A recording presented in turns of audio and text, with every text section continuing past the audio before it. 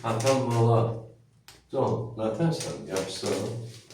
Hakan bala, bu gün şutma qazağı öyrənəcəyik, şutma qazağı çalarıq. Amma şutma qazağının qabağından 2 xanə şutunu çalarıq. Ondan sonra keçid edəcəyik şutma qazağı. İndi mənə onu sana izah edeyim.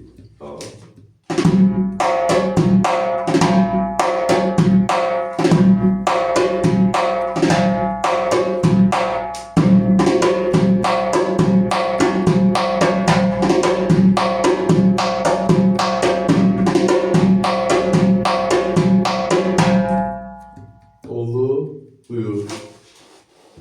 Düş.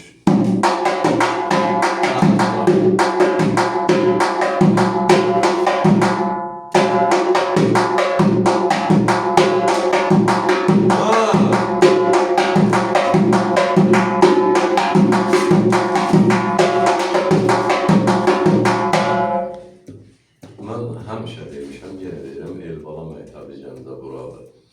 Hardasa bizim 2-ci ayımızda, hələ həftədə bir dəfə gəldisən.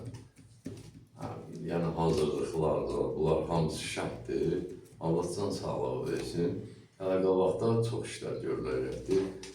Yəni 2 aya gələn uşaqlar şırtma qazağı biraz, yəni bu müəllimlər bilir ki, yəni biraz çətindir bunu.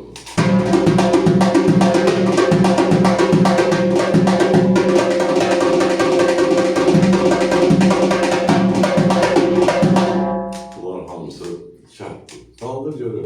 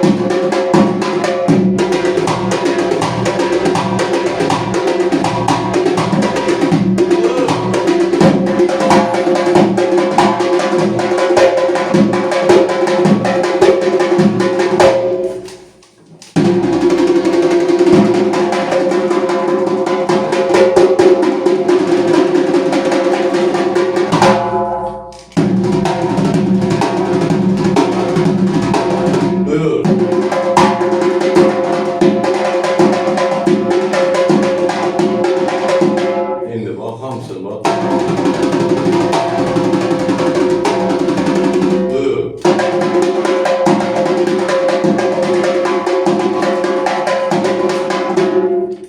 Eldan xanımı yaşayış edəcəndə şəhəri iş yerimizdən yolçular mədəniyyət salonu qapısı.